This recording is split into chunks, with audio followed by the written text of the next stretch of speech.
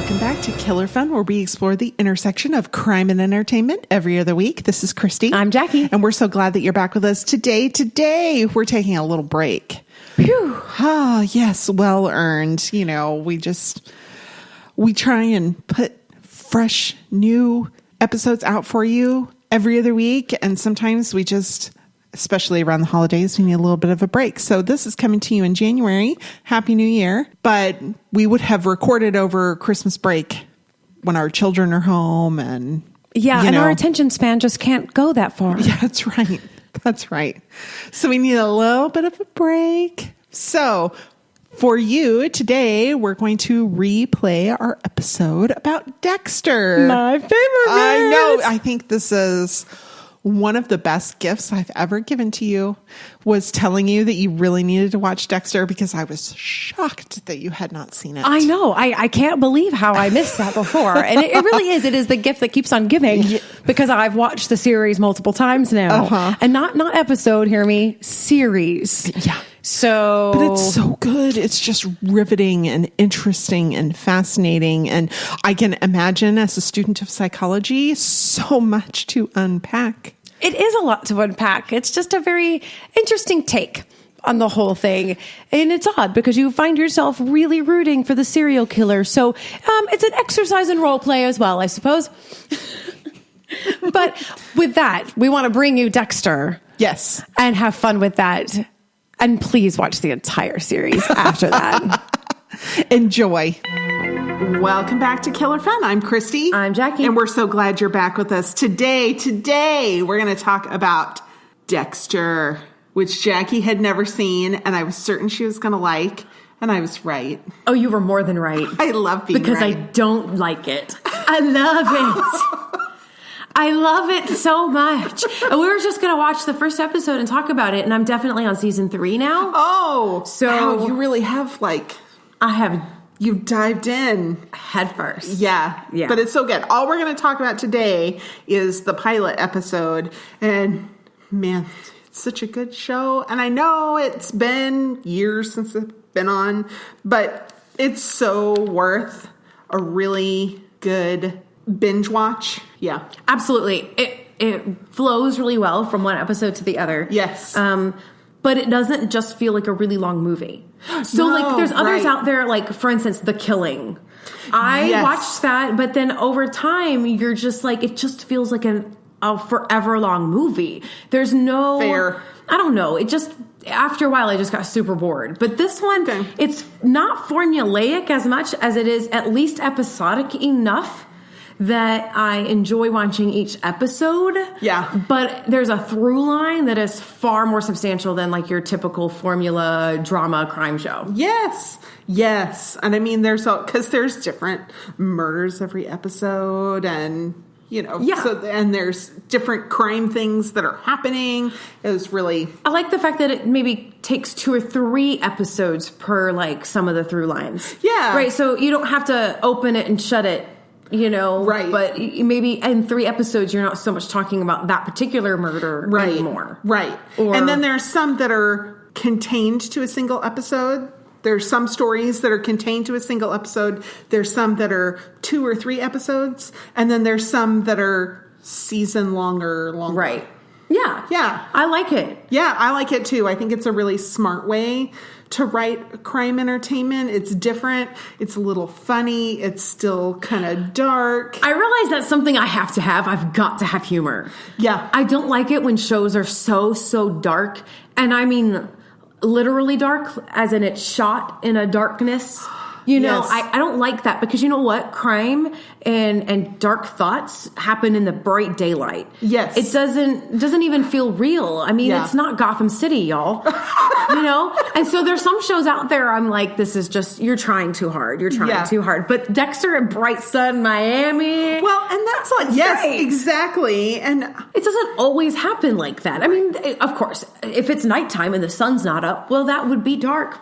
But, or if it's a rainy, cloudy day, but just to have this overarching, in FX7, which we talked about, a little dark. And that was one thing I said I didn't like about it as much. I think it could do with a little bit more flooding of light. Yes, but the climax of that movie was in the bright daylight. So I liked how they kind of flipped it there. True. Yeah. Very true. So, and even in Dexter, when they do stuff at night, there's big floodlights. Everything's well lit. Mm-hmm. So that's a good thing. Yeah. So shall we summarize this episode? Yeah, let's do that. Let's talk about some of the important things that happen in this episode or that we need to know about the series. So it's a Showtime original show that's currently streaming on Showtime Anytime or Show Anytime? Show Anytime, Show Anytime, I think is the technical, or Netflix, which is where we watched it. It ran from 2006 to 2013. It's set in Miami, Florida, but filmed in Long Beach, California. Stars Michael C. Hall, who is most famous for Dexter and 6 Feet Under, which was an HBO show, which is also amazing. It's really, really good. And his sister, Jennifer, his sister in the show, not his real life sister. Right. Because that would be weird. Because they were married for a time. Yes. So that would have been really during weird. During this, Jennifer Carpenter, she was Emily Rose in The Exorcism of Emily Rose in 2005. And she also had a small part, I thought this was kind of funny, in the 2004 Wayans Brothers movie, White Chicks. Okay, I saw that listed on the IMDb. Uh-huh. And I thought, what? Really? And I just couldn't click it. But I don't know what she played. Lisa Okay. Was the character's name? I don't know. I never saw that movie because that kind of like dumb, borderline racist humor doesn't appeal to me. It was kind of funny. And I felt fully ashamed. And so I never revisited it. But it was really hysterical. Well, yeah, because they're like FBI agents and they're dressing up as white women to infiltrate something. And it's just hysterical. But it's horrible. And never watch it again. Okay. But, on a dark night when you hate yourself and you need a little pick-me-up, it might not be a bad decision. But it's not a good movie. I'm not done hating myself, but I also want to laugh. That's a great choice for that night. It's true. Good to know. It's true. But, okay, The Exorcism of Emily Rose, that was a great movie. Okay. And I have to tell you that I knew she looked familiar and could not place it. And I resorted to Google and I was like, oh, it's her. Oh my gosh. She did great in that movie. Yeah, cool. Good. Well, I'm glad it was good. It starts with a man cruising for something in a car. We're not entirely sure what he's cruising for. And then we learn he's cruising for a man named Mike Donovan. Mike seems like a perfectly fine person. The cruiser abducts him. So we end up in this marshy area and there's graves dug. And we assume the grave is for Mike. Except that there's 3. Yeah, but, maybe there's something else going on here. Right. We saw him kissing a woman and 2 children at this event that he was at in a park where we first see him. So who knows how deep this goes, except we find out, no, these are the graves of children that Mike has murdered. Little boys he's been murdering. So Donovan pleads, I couldn't help myself. Please, you have to understand. And we get Dexter. Trust me, I definitely understand. See, I can't help myself either.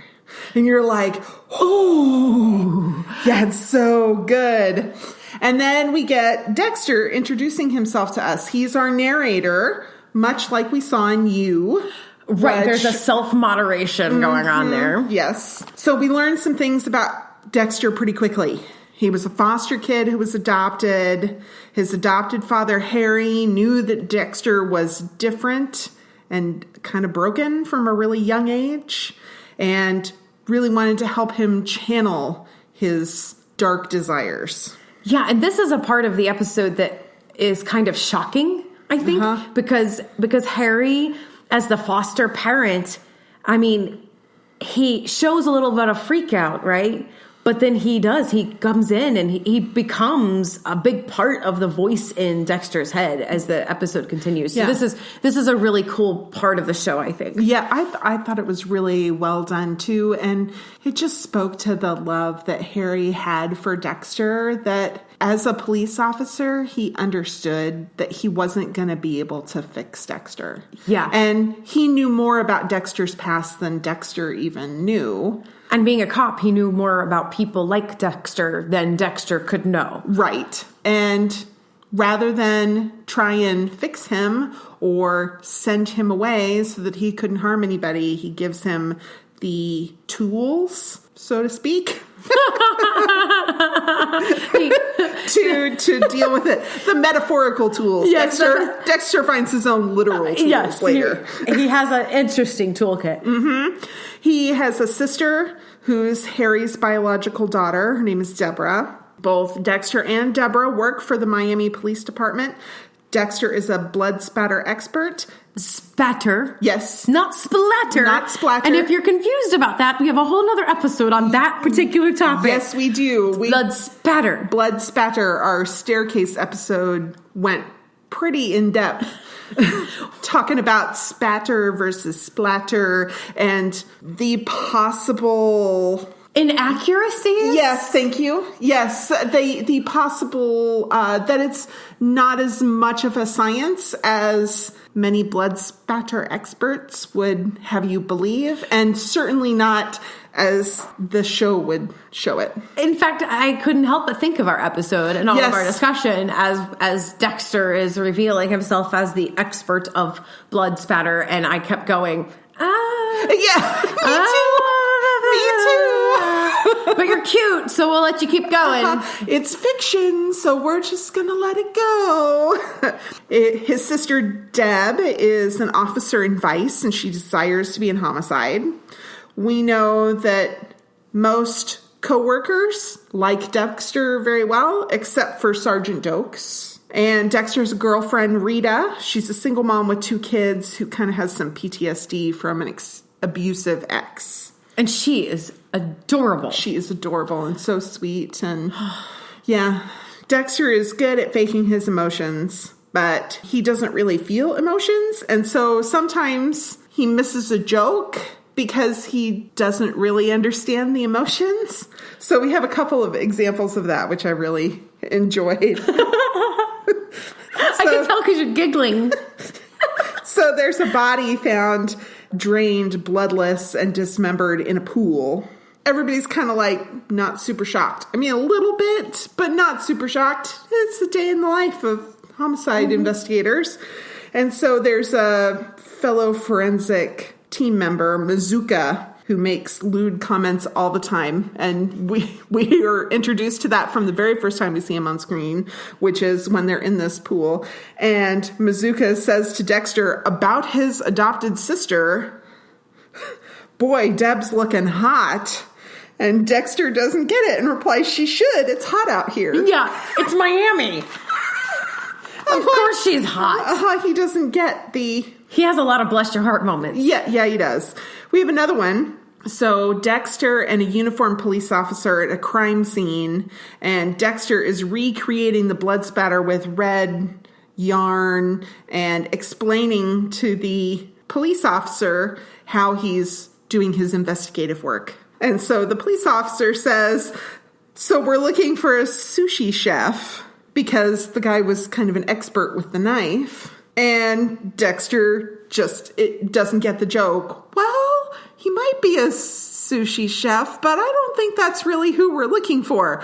The police officer was never suggesting that they were looking for a literal sushi chef. It was just, a guy who's really good with a knife. Yeah, exactly. Yeah, and it goes right over his head. Yeah, exactly. There are a bunch of bodies discovered, chopped up and bloodless all over Miami.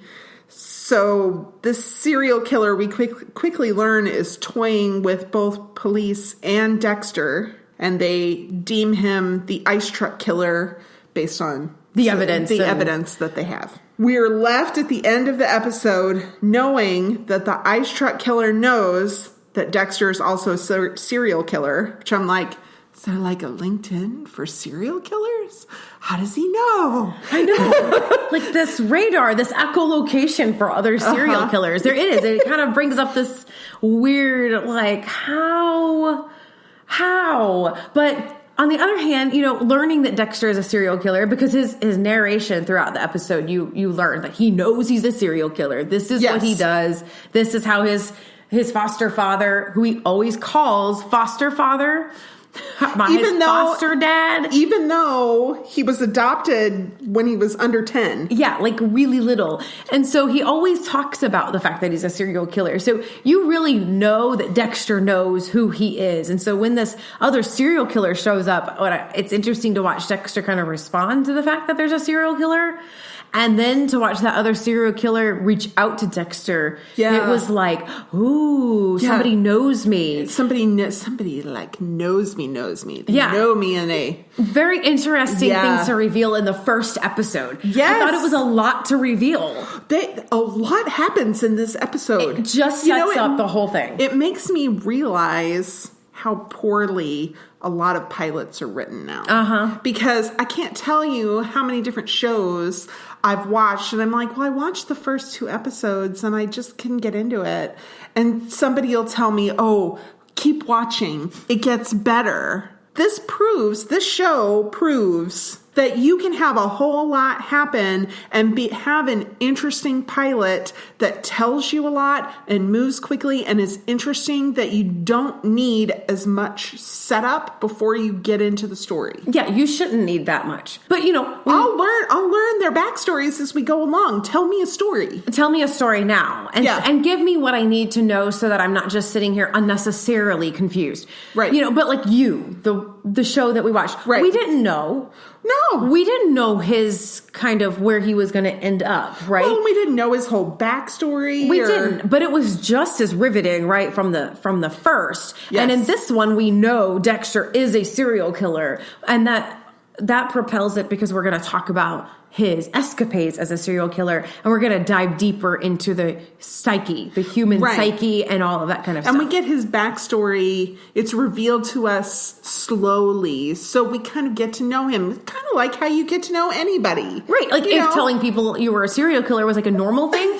Yeah. It'd be like, what do you do? Well, I'm a blood spatter expert, and I'm a serial killer as a hobby. Yeah. I'm pretty good at it, though. Might take it professional. Not sure. If I were to tell you that, and then you'd learn about me later. Yeah. I'm not, by the way, a serial killer or a blood spatter expert, if that's really a thing. I think it can be a thing, but it can't be the only thing. Yeah. I think that's where And he's kind of a rock star. Nobody can close their case without Dexter's blood report. Yeah. Do you have the spatter report? Yeah. Yeah. Yeah. But it's really not the fact that he's a blood spatter expert that makes him close cases. It's a serial killer expert. So Dexter comes home at the very end of the episode and finds a doll head stuck to the outside of his freezer, mimicking the head that was thrown at his car earlier in the episode. Go watch it. And he opens the freezer door to find the doll's body dismembered in the freezer. Wrapped up with little bows. Which he had like almost nothing in his freezer. Like, shouldn't a single guy have a few more freezer meals in there? You would think. But maybe he just goes out to eat all the time. Well, I understand that. All right. So let's talk about some stuff that can happen. Can it happen? Does it happen the way that it happened in the show? Let's talk about that after a quick break. On the Story Song Podcast, we closely examine the story of famous story songs. We'll walk you through the lyrics you've heard 1,000 times, but have never thought about. Leave it to us, because we overthink everything. Spread the word around. Guess who's back in town? Why is this my job? Why is this on me now? I didn't even like those guys. We discuss the history of the story songs you love. Show of hands. Who here knew that Rig Springfield was Australian? No clue. The Wikipedia article started with, "You guys, you're not going to believe this." The Story Song Podcast. Find it wherever you get your podcasts. So Dexter tells us that the people he works with are great, but basically they don't solve crime very well. They're not very good at that. So he says that just 20% of the murders in this fictional version of Miami get solved. And I thought, I wonder how that stacks up to real life. Yeah, that is a very interesting thing to look at. Yeah. So, did you find anything? Well, I couldn't find numbers specific to 2005, 2006 when the show started. So my sources are a little more recent. But okay, we're going to start off with U.S. A shocking number of U.S. murders went unsolved in 2017. So there was an FBI report that found about 40% of killings nationwide went unsolved in 2017. That's horrible. It's really bad. That's horrible. Wait, I'm still shocked. What? Mm-hmm. I thought we had like. Wait, I'm gonna stammer for a second. I thought we had like universities that taught how to do this, and we have all career fields and like a butt ton of money spent, and 40%. Yep. So FBI considers a murder case cleared when a person's arrested, charged, and turned over to the court. Or, this is what makes it even more shocking, when offenders are identified but can't be arrested because they're already dead or can't be extradited or something like that. So that is included in the 60%, quote unquote, 60% of solved cases. Wow. Yeah. So I'm trying to stack this up for like what I actually thought. I guess I expected that we would only have about, well, maybe 20%. Maybe I really did expect that to be kind of true, but it's twice that much. You thought that there would only be 20% unsolved. Right. So what Dexter is saying is in Miami, they only solve about 20% of the murder cases. Oh, okay. Maybe I heard that wrong. Okay. Yeah. So he said they only solve about 20%. Oh, that's way worse. Okay. I thought he said. So they don't solve 80% of them. So I was like, I'm a little shocked that in real life in 2017, only 61% or something like that of murders are solved. That's a little troubling, but okay. Maybe with the internet, people are getting better. So I wanted to look at what Miami, how that stacks up. Yeah, because, if you're looking at the whole U.S., you got some people who are bringing down the curve. Well, you know what I'm saying? Well, and in their defense, big cities are much better at solving crime because they have big police departments. Mm-hmm. The smaller the city gets, the less likely they are to solve a murder. Which is silly, because I feel like it should be like a swing. Like we should have a really good solve rate in really big cities and in really small cities, and it's medium-sized cities that should like have the biggest problem. No, it's the tiny little towns with tiny little 1 or 2 man police departments that don't get their crime solved. But I feel like you could call Betty down the street and be like, what did you hear? Because they know all 10 people. You would think. Yeah, exactly. Like there are 300 people in the town and everyone goes to one of 2 churches. Yeah. And everyone's on one of 3 bowling leagues. Exactly. I feel like that should be the easiest fish in a barrel situation ever. Nope. You know that my grandmother used to get wrong numbers at her house. She'd answer the phone and say, hello? And they'd ask for somebody else, and then she'd go, oh, wait, Doris, is that you? Oh, Betty, did I call you? Yes, you did. Oh, well, you're looking. Well, I have her number. Let me just look that up. And then 30 minutes later, after they stopped talking, Doris would call or whoever they were supposed to call, and it was like, yeah. So if you didn't know somebody's number, you could just randomly punch it in and get whoever you knew. Mm-hmm. That's hysterical. Yeah. In December of 2018... the Florida Department of Law Enforcement published a mid-year 2018 crime statistic. And it showed that Miami-Dade County solved the lowest percentage of reported crimes of any county in the state. Now, this wasn't specifically about murder, but of all crimes, they solved just 15.4% of crimes in Miami-Dade. That's horrid. It's not. And good. I misunderstood what Dexter said because I thought it was the opposite. They solved 80%. Right. I probably thought, we could do better. I really did. And now that I understand that he said the opposite, I'm appalled. Right. And now. Well, because it made a perfect place for him to, quote unquote, hone his craft. And he totally said that in the show. I think I just was so shocked by the thought that I transposed it. Yeah, you like flipped it in your brain so that it would be less. But legitimately. Yeah, in 2018, they're solving only about 15%. almost 85% of crimes go completely unsolved. Oh, man. Yeah. 2017, 198 murders were reported in Miami-Dade County. 71 resulted in arrest, which means 64%. So better. And they beat the national homicide clearance rate by a little bit. They solved, quote unquote. They had a clearance rate, because clearance and solved are maybe a little different. Right. Of 64%.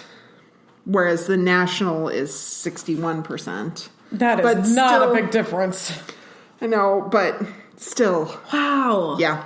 Okay, well, I have expectations managed now. Yes. If your loved one's murdered, you have some... I will not become a serial killer. Yeah. I will not become a serial killer. Now, Dexter's clearance rate, much better. Much better, because he goes after these people. That's what we learned in this first episode. So when he goes after Donovan, we realize that Donovan is a child molester and killer. Right. And so we realize, he has a type, and his type are horrible people. Yes. And so he has an ability to take care of this. And I understand a little bit better now. Mm-hmm. Yes. Well, we're going to get to that in just a minute. We've got... Ooh, you've got more stuff on that, huh? I do. First, I'm kind of going in order of the episode. So we're going to talk about this real quick, and then we'll get to the Code of Harry in just a second. Okay.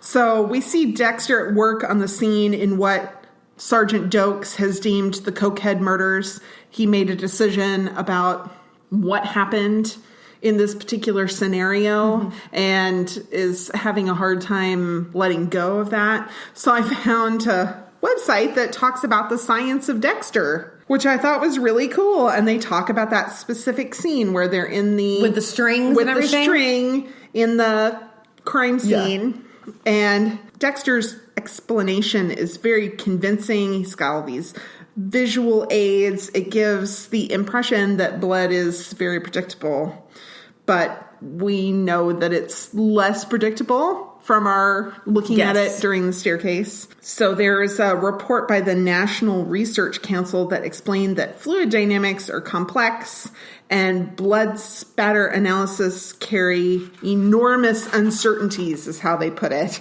It can be informative, but again, there's a lot of uncertainties that, not everybody's blood vessels form exactly the same way. Right. You may have turned in a way that's unexpected, that can change things and make things different.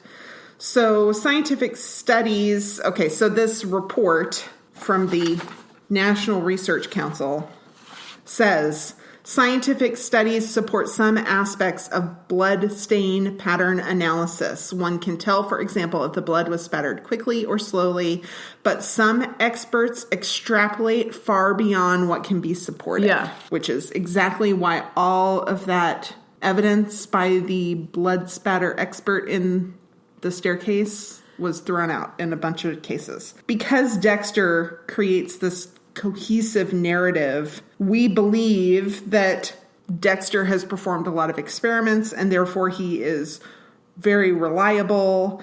And while other blood spatter experts might extrapolate too far, we are led to believe Dexter doesn't do this. The author of this article says, however, I have to point out one important flaw in Dexter's analysis. Though he describes the stabbing that probably caused the blood pattern, he does not mention the variabilities that are associated with wounds of this kind. Not only should Dexter have communicated these variabilities to the police officer at the crime scene, but he should also explain them thoroughly when testifying in court. So I think that's fair. Well, and of fair. course, I was thinking about that the whole time. I'm like, well, he says that, but couldn't it have happened differently? Yes, it could have. Well, but the whole time you're thinking about that. Yeah. But he does have this report that he has to give. So you it doesn't imply that, that in the report, that's where all of those things would be listed out. But the cops are going to him to get, direction. Right. They're not asking him exactly... that's what you said? Great, it's done. Right. They're trying to get direction. Well, and Dokes almost wants to prove him wrong because he finds Dexter creepy. Yeah. I have to say, fair. Yeah, he's not wrong. No. But I can see how most people wouldn't be too creeped out by Dexter. Well, right. Because it's a television show. It's a television show. We can tell you be creeped out and you not be. Yeah. Yeah. No, I think Dokes has an interesting perspective. He's just really mean. And he targets him so badly in the first episode that you're kind of like, who the hell are you? Yeah.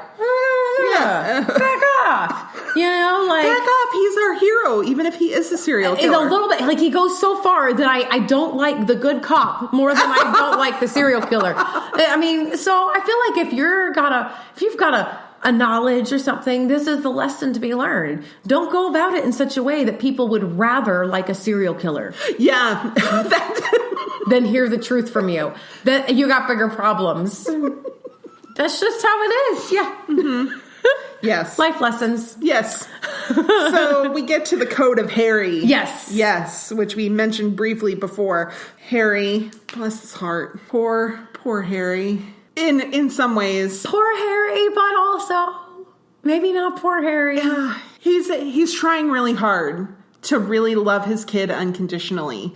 And this is a fairly unconventional way of loving your child unconditionally, is I'm going to teach you how to be a serial killer and not get caught and maybe try and find some ethical balance. It's really hard because this is exactly what... So we find out, like we mentioned, his type is people who are horrible people. Well, this is all Harry's doing. Harry channels the type by telling him there are some people who deserve it and some people who don't. And you've got to only go after people who deserve it because then that makes you morally... okay. Anyways, less morally suspect. I don't know. So I get what Harry's trying to do, but I got problems with it. Okay. Well, let's go over what the code of Harry is, and then tell me what problems you have with that. Okay. So Harry tells Dexter that he has to channel his destructive behavior to have a positive outcome. As you mentioned, to find people who deserve it that the police might not otherwise be able to catch with their 20% solve rate. He's not wrong, see? Okay, that's fair. He needs to learn to spot the bad ones, which is good because Dexter seems to already have a bit of a natural talent for finding the bad ones because he can see his own kind, sort of. Go back to the serial killer LinkedIn. Right. He's got to go look him up. He's got to cover his tracks. And that he has to remember that he's loved. That's sweet. It is sweet. Yeah, so... It's creepy. Creepy. But sweet. I mean, it takes loving your children unconditionally to a level that most people never have to achieve. Okay, so this is my issue. Okay. All right. My issue is that Harry seems to be doing something that is unconditional love, but it actually benefits Harry. How so? He gets to solve crimes he couldn't solve. Oh.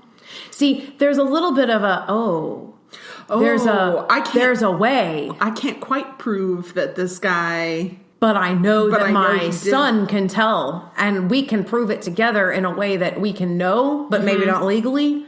And my son will take care of it. There is a little bit of a vengeance being carried out vicariously through Dexter. And so a little piece of it is like, well, Harry might see him and say, okay, you need to channel it for good. That doesn't mean you have to teach them how to be the best serial killer against other bad people. Maybe it's we channel that for good, and then we also get you therapy so you don't kill people. Yeah. I feel like there was a little bit of a, maybe this can be, I can create my own superhero. I feel like it's a little selfish. Is this really what's best for his son? I don't know. I don't know. So I don't know. I problem. think he was concerned about pulling professionals into it because it meant probable likely institutionalization of Dexter, and he didn't want that for Dexter. Well, maybe. But it was a different day and age when Dexter was younger. And so I can understand that. But yeah. But that's my thought. Is it feels a little manipulative. Mm-hmm. So I came across a description of what Dexter kind of is. He's a mission killer. He has a mission that he's going to fulfill. Now, he's a killer, and he could have been just a killer, but Harry gives him the code, and that makes him a mission killer. He's mission-oriented. He seeks to possibly improve the world on his own biased and self-serving standards and targets a specific group of individuals. Yes, he does. He targets other murderers, which, man, it's sticky. I don't believe in vigilante justice, but it sure makes for an entertaining television show. It really does. I couldn't believe how often I was rooting for Dexter. Yes. Okay, so visionary killers are a little bit different. They often hear voices and are mentally ill. Mission-oriented serial killers are very rarely clinically insane. They are likely to be perfectionist and compulsive. They are typically stable, gainfully employed, long-term residents of the area in which they kill. They do it typically in a ritualistic manner, which describes our quote-unquote hero quite well. Where it differs from mission killers in this context is that usually mission killers find that they're actually helping their victims because once they kill them, they've absolved them of their sin. And Dexter's not like that. He's got a framework in which he chooses his victims rather than really an altruistic motive. Right, because his mission wasn't innate. No. He inherited it. It was given to him. Mm-hmm. Yes. So it's a little different, but that's what makes him interesting because he's a serial killer who has complete control over his faculties, understands he has a disorder, understands it's not only not normal, it's actually a bad thing, and he has learned how to make it into something good for the sake of self-preservation. Right. You know? Yes. Interesting. So let's talk a little bit about the psychology behind the show. I love this part. I know. There's psychopaths who will use their emotional intelligence to harm others. I don't know if Dexter's really a psychopath. Maybe. I don't know. I don't know exactly how to define that because I'm not a clinical person. Well, and he's a fictional character who kind of breaks the mold, so to speak. So, it is hard to classify him, but that's kind of the whole journey you take with him. And it sheds a bit of light on the fact that it's not easy to just categorize. You can't just oh, you have a broken leg because your leg's broken. Oh, you're a psychopath because... Yeah, because you have these traits of a psychopath. Yeah, and it's a little bit... Yeah. It's a little bit more fluid than that. It takes a lot more flexibility in how it presents, and it's just harder. It's just harder. Yeah. So this article talks about how complex it is. They tend to have antisocial behavior, arrogance, deceitfulness, a lack of emotional empathy, and it's not uncommon. And most of the time when you think about emotional intelligence, you think about empathy and how, that's generally a good thing. Mm-hmm. And there's a dark side to emotional intelligence that psychopaths tend to use for themselves. Professor Robert Hare was studying psychopaths and learning what made them tick. And he described psychopathy as dimensional. And that gives them the opportunity to kind of blend in. So he says there are people who are partway up the scale, high enough to warrant an assessment for psychopathy, but not high enough up to cause problems. Often they're our friends. They're fun to be around. They might take advantage of us now and then, but usually it's subtle and they're able to talk their way around it. There's a great book. It's a Harvard Press release. It's called Almost a Psychopath. Ooh. They have an entire series called Almost a whatever. Mm-hmm. Because this is the problem, is that in psychology, what we're kind of learning over time is that as much as we want it to be scientific, as in, hey, here's parameters, here's normal, you're not in that parameter of normal, therefore. But the problem is that there are so many factors involved that it is kind of dimensional. So, for instance, if you look at the DSM-5 now, you can still see where there's a list of personality disorders, say borderline personality disorder, avoidant personality disorder, these types of things. But in the back, there's a new way of classifying, which says we're not going to give a category and say you have to meet all this criteria to hit that category. What we're going to say is what we have determined, what we actually have some understanding of, is that there are a certain amount of different kinds of personality and behavioral traits. And where you land on those traits creates a profile that may be similar to other people in this profile. And what does that look like? And from that profile, if you are outside of kind of normal on this trait dimension, this trait, but not this trait and this trait, then what you have now is a profile of somebody who has some disorder, but it's customized. The diagnosis is like almost customized to the individual. It makes it a little easier to treat because say you do have somebody who has borderline personality disorder and they are big on these kind of traits over here in this basket, but they're not so much over here. Well, then you can just really focus and you can use their good traits to help. It's just, I don't know, it provides a way to help a bit more, and it's a little bit more artistic. It's a little bit more artistic, in my opinion. It's a bit more artistic than saying, hey, if you have borderline, then you should have all of these things. Because then what if you don't have 2 or 3 of those? Right. And then almost. You're almost a psychopath. Right, you're almost. There's 40 things and you have 19, so technically you don't qualify. You don't qualify, but you do, and you need help. So it's an interesting way to look at it, but it does. And this guy Dexter, he has his own little custom diagnosis. I think because he's also very much worked on certain of his traits. Yes. His emotional intelligence is learned, right? Not innate. And I think that's the key. So there was Dr. Christian Keizers. He was a professor of social neuroscience at the University of Amsterdam, and he did a whole bunch of studies with psychopaths. And his conclusion after his studies was this: psychopathic individuals do not simply lack empathy.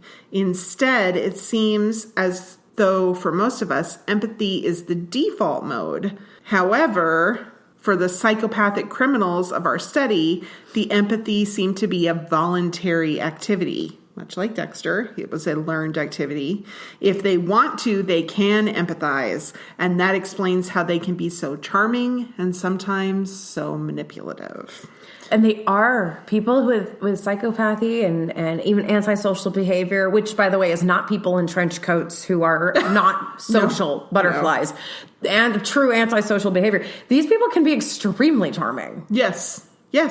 All right, so how can you tell a sociopath from a psychopath? Now, of course, this is not medical advice. You shouldn't diagnose anybody from, a 5-minute segment of a podcast. You shouldn't, or even from your own internet research. This is more like a guide to help you, protect yourself. It's informational and understanding the differences. But I'm telling you, if you heard Christy say that and you immediately thought of somebody and now your ears are pricked, turn it off. Because we're not here to help you win a fight with your husband. No. But, I've done that. You're sitting in church and the pastor's talking and they're like, somebody who needs fixing? And I'm thinking, yes, I do. Tell me more about that. Oh, wait, that's me. Yeah, I'm the one who needs fixing. Yeah. Okay. Exactly. Okay. I got You're not supposed to be thinking of other people. You're supposed to be thinking of yourself. But they never say that from the pulpit, and I wish they would a little bit more. Because we need to be reminded of it more. Sociopaths and psychopaths have some common traits. Yes, they do. So they tend to have a disregard for laws and social norms.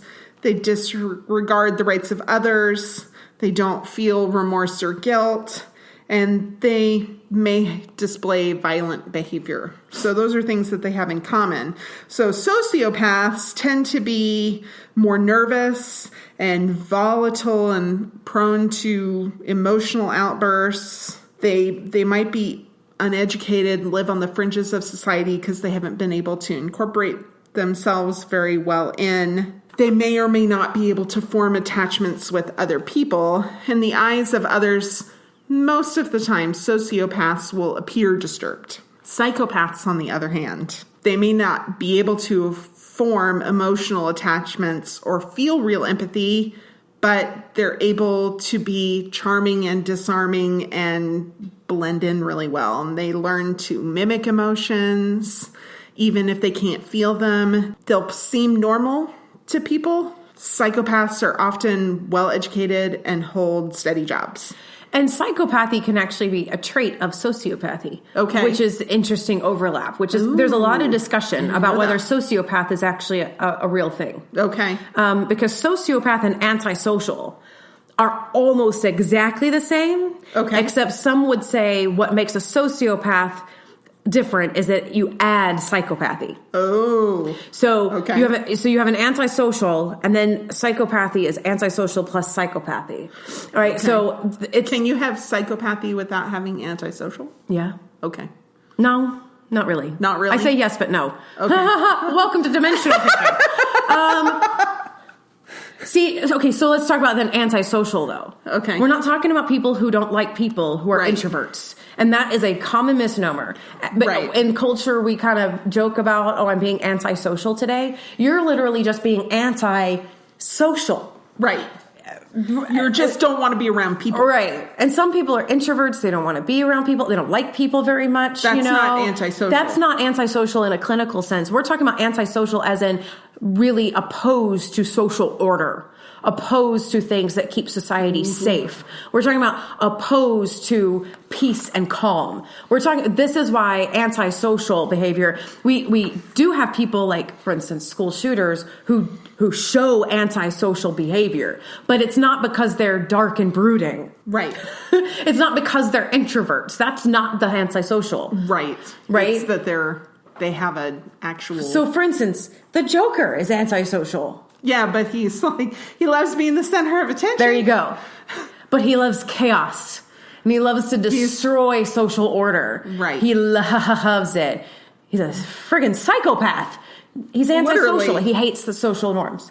Okay. There are some people who are psychopaths who definitely have some sort of dimension of kind of that delusion, of that disregard. But they don't necessarily just want to mix it up a bunch. You know what I mean? They're just narcissistic. Well, and there's a difference between like self-preservation and not wanting to engage and wanting to try and break the system. Right. There's a little bit of a difference. And I would say that actually antisocial is probably very common with psychopathy. I mean, but I think I think you can have some psychopathy without antisocial being like off the charts abnormal. Okay. Maybe a little. Okay. You know, in the way that like heroes are. Oh. Right? Yeah. Heroes are not okay with the status quo. But that they use it for good, right? Right. Dexter is a superhero. Just kidding. That's my logic for today. No. But you know, that's why we have to think dimensionally. Yeah. Because it's not like a binary, yes, you are antisocial, no, you are not. It's much more complicated than that. But it is interesting because the whole sociopath is a term that is kind of is it on its way out? Kind of way on its way out. Some people still use it, and there's some great writings about what makes a sociopath, and in it you'll see antisocial and psychopathy as kind of what makes a sociopath. Okay. And they look a little bit more disturbed. They can also be super, super charming, just like a psychopath. They can turn it on, but they can also give you the creeps. Like Dexter gives Dokes. Dexter gives Dokes, but no one else. Yeah. He doesn't give anybody else the creeps. Yeah. You know what I mean? Whereas, like, the guy from You, he definitely gives you the creeps, and yet he's charming. It's really obnoxious. Yeah. He's a really good actor. Yeah. Oh, Penn Badgley? Yeah, he's good. Penn Badgley's character in You was not completely dissimilar to his character in Gossip Girl. Mm-hmm. Now, he was less murderous in Gossip Girl. But not completely dissimilar. Well, so I wouldn't say he has a talent for it. Yeah. We're not saying that he is a sociopath. I hope not. I hope not.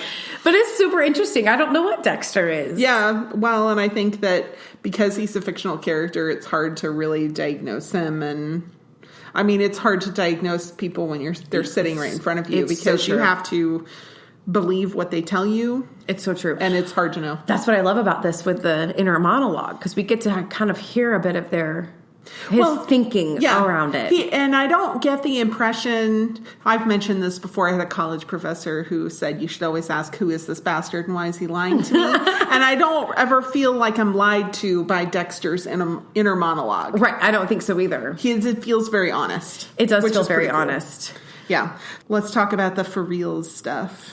Like, how does this relate to the world we live in? So, Dexter has a job in law enforcement. What are the preferred jobs of serial killers and psychopaths? I love it! Somebody's actually studied this, which I think is kind of amazing. And very often these people will have jobs that seem not just innocuous, but virtuous. Mm-hmm. Like Dexter has a job with the police department helping solve murders. They're actually pretty linked. People who are serial killers are overrepresented in some particular professions. Yeah. Yes. So over the last 50 years, patterns have emerged. The top 3 skilled serial killer occupations. They're a skilled worker.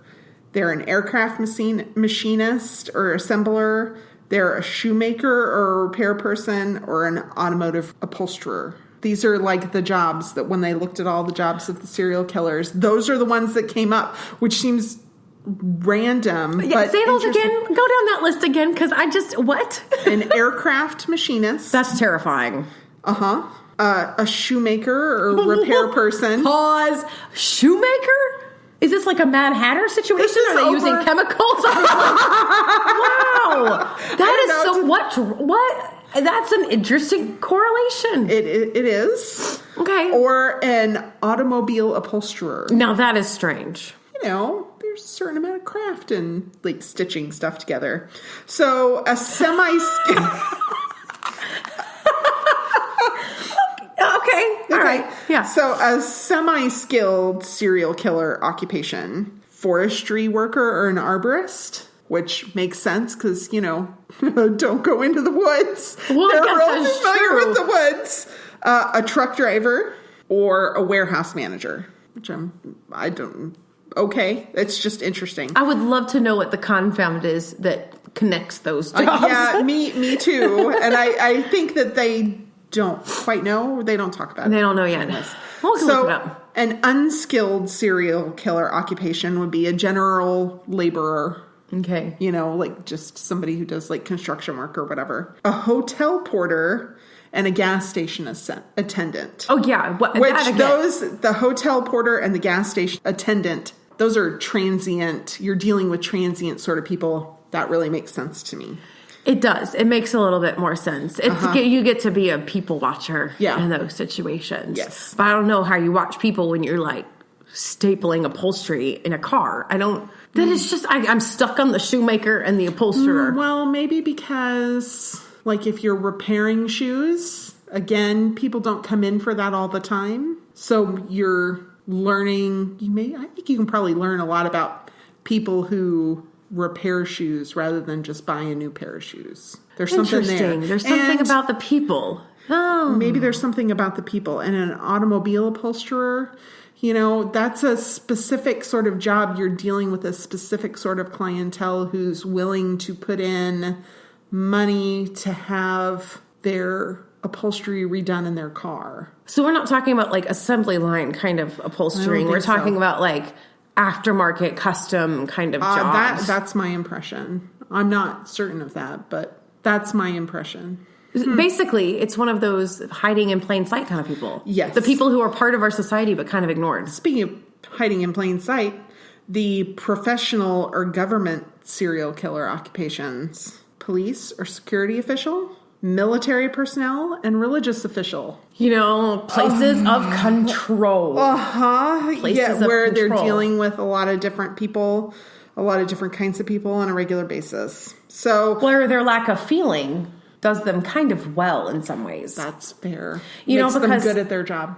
It does, because if you're too emotionally invested, you can't do those jobs well. Right. Okay. You have to have some sort of separation. Mm-hmm. So obviously, we're not suggesting that people in these professions are likely serial killers or even likely to become serial killers. They are a very tiny segment of the population. Right. Looking at the pool of data that we have about serial killers and what their jobs were, these are the ones that came up most often, that they seem to gravitate towards these kinds of things. It's not about the profession drawing somebody. It's about a person being drawn to something. Right. But, yeah, it's like banana logic. Yeah. All bananas are fruit, but not all fruit are bananas. And yes. we have to make sure we keep those separate in our minds when we look at these kind of correlations and relationships between things. Because we're not really looking at the job. What we're looking at is what makes them better at those jobs so that we can work on those people. Yeah. Not because of the jobs. It's not, the people are gravitate towards those kinds of jobs. Right. For example,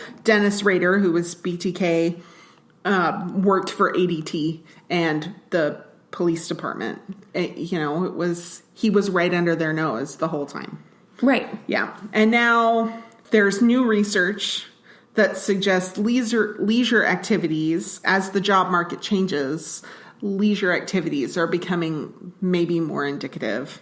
So it depends on your kind of online interactions, and do you like music, and this is maybe how they're finding their victims now, whereas they used to need a job in security or police force or a general labor or gas station attendant. Now they can maybe do it online. There's an app for that. Yeah, exactly. There should not be an app for that. No. Then there's psychopaths too. So they looked at not just serial killers' professions, but they looked at the professions of psychopaths.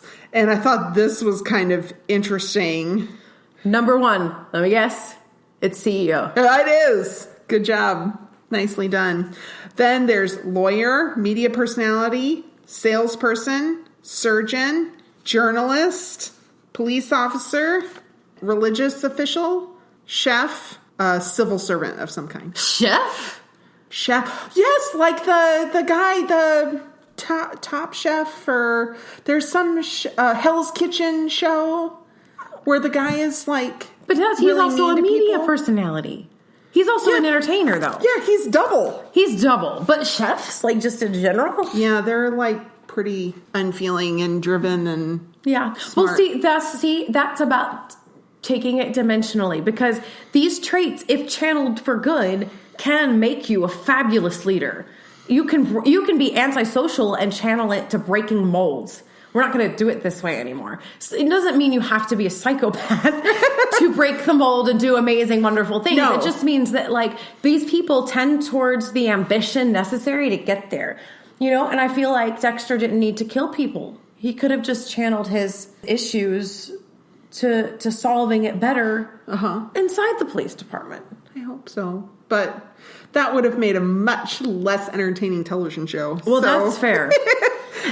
So the ice truck killer targets sex workers. It is very common that serial killers do target sex workers. So this particular article is talking about The Killing Season, which was a show on A&E. It was an 8-part documentary series about the Long Island serial killer, which I hadn't heard of, despite the fact that this was from 2016. Yeah. I hadn't heard about this. Do you know why we haven't heard about him? Why? Because his chosen victims were sex workers. So all low risk and...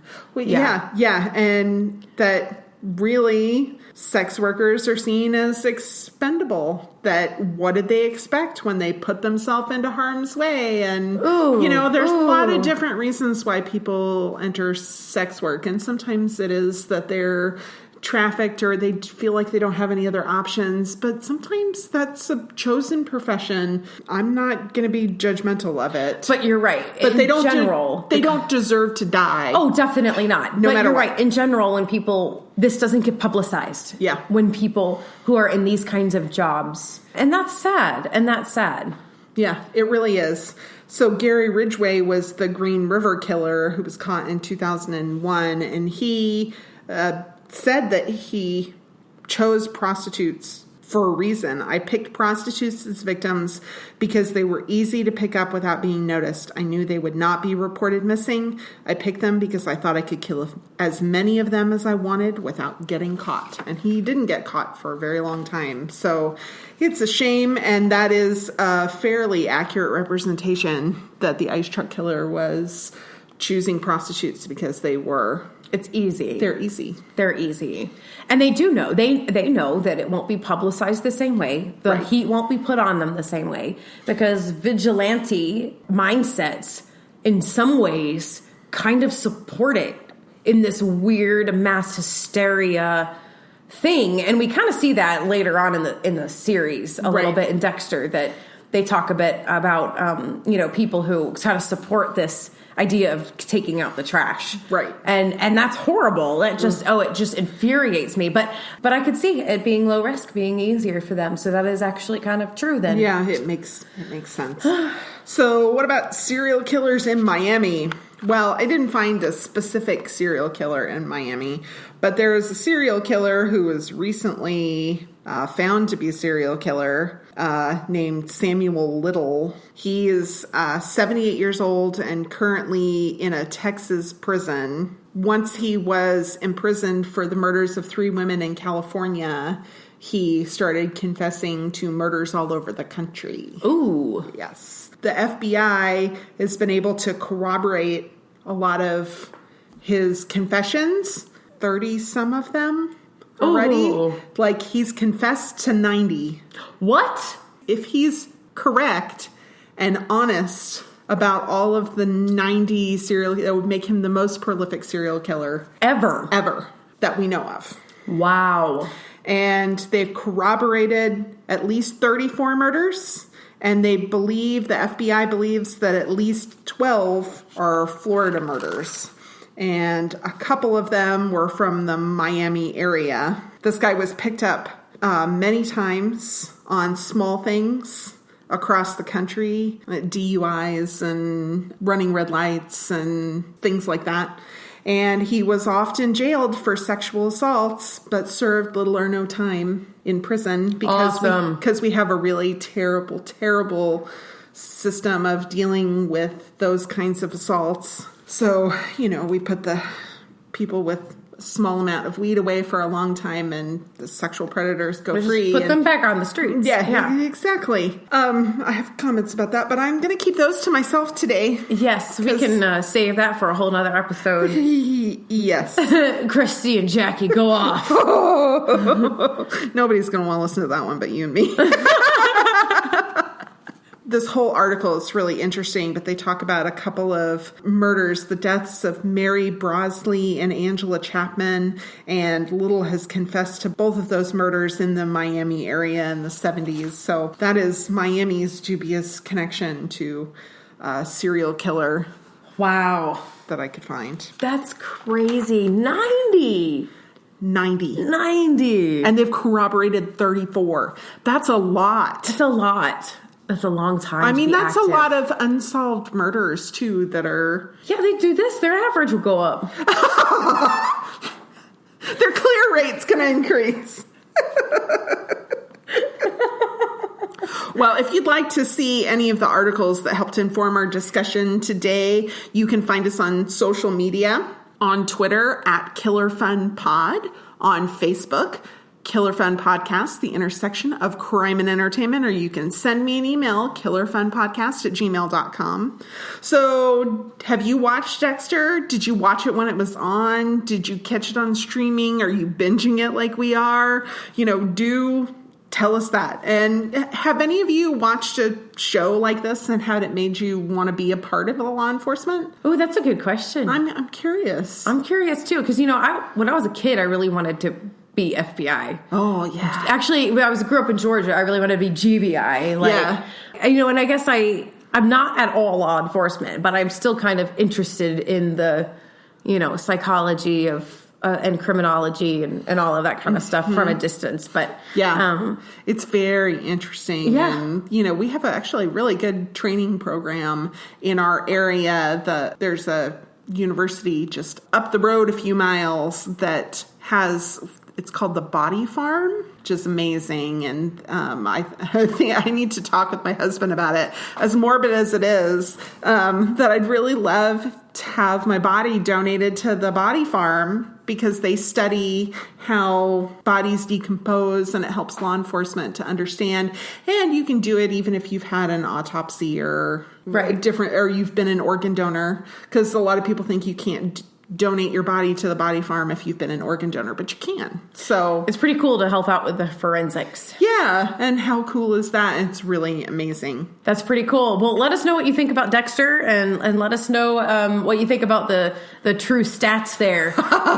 Yeah. So next time we're going to watch a movie that I don't think either one of us have seen. It's called The Informant.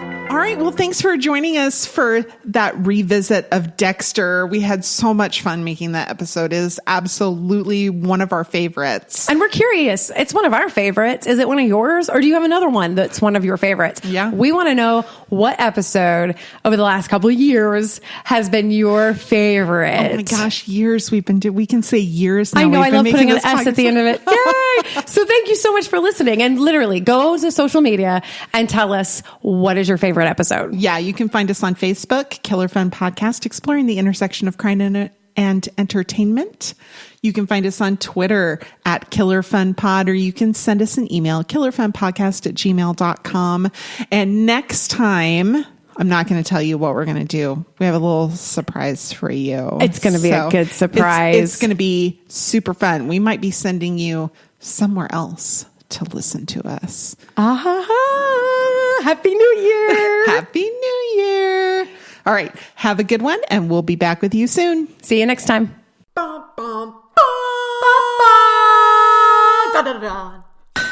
Forge Audio. Dream it. Build it. Share it.